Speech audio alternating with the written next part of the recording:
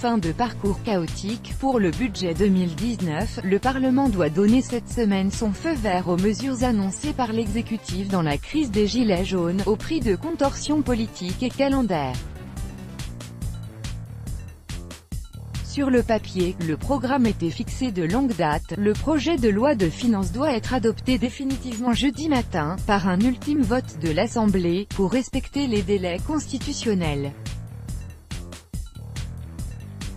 La trêve de fin d'année devait alors débuter pour députés et sénateurs qui ont siégé sans interruption depuis le 12 septembre.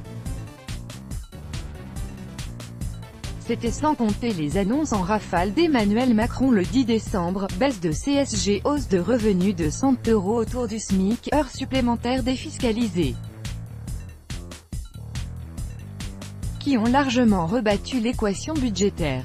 Et les parlementaires de peut-être devoir siéger entre Noël et Nouvel An. Le dernier cas remonte à 1979, le Conseil constitutionnel avait retoqué le budget pour l'année suivante, obligeant à une nouvelle autorisation de percevoir impôts et taxes.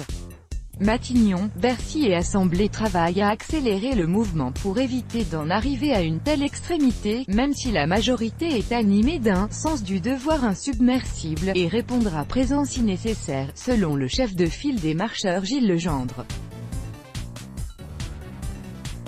Après quelques jours à peser les différentes options, budget rectificatif, rappel du budget de la Sécu déjà voté, l'exécutif a fait le choix de traduire la plupart de ces mesures dans un projet de loi distinct, portant mesures d'urgence économique et sociale, qui sera présenté mercredi en Conseil des ministres et passera jeudi après-midi à l'Assemblée, puis vendredi au Sénat.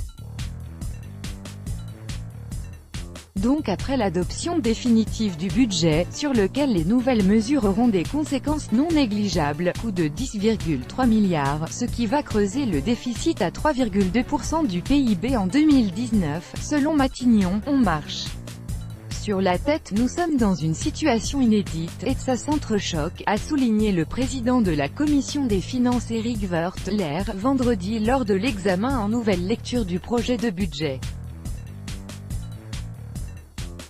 Cet embrouillamini a donné lieu à des échanges cocasses. Je ne vais pas cacher que je suis un peu mal à l'aise, a notamment confié le rapporteur général Joël Giraud, LREM, obligé de donner à ce stade un avis défavorable à un amendement sur la défiscalisation des heures supplémentaires porté par Charles de Courson, Liberté et Territoire. Car la mesure sera dans le nouveau projet de loi de mercredi, on marche sur la tête, lui a rétorqué Monsieur de Courson, pilier du budget. Le même anticipe le vote jeudi d'un budget insincère.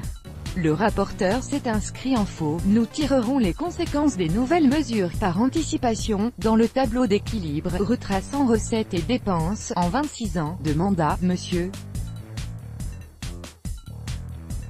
de Courson n'a jamais vu ça. Au-delà de cette gymnastique peu lisible, quelle sera l'attitude des oppositions? Est-ce qu'elles vont jouer un jeu malsain? S'interroge un député de la majorité, qui craint que le débat s'enlise, en particulier sur les nouvelles économies demandées aux entreprises ou au ministère. Il serait paradoxal de retarder volontairement, via des amendements, l'adoption de mesures sociales urgentes, plaide le président de l'Assemblée Richard Ferrand, LREM. Gauche et droite ont souvent réclamé la suppression de la hausse de la CSG ou des gestes pour les foyers modestes. Il va de soi que nous ne critiquerons pas demain ce que nous proposions hier, a déjà indiqué Virginie Duby-Muller, vice-présidente des députés LR. Nombreux sont ceux à souhaiter ardemment un vote du Sénat vendredi conforme à celui de l'Assemblée la veille, pour éviter de jouer les prolongations.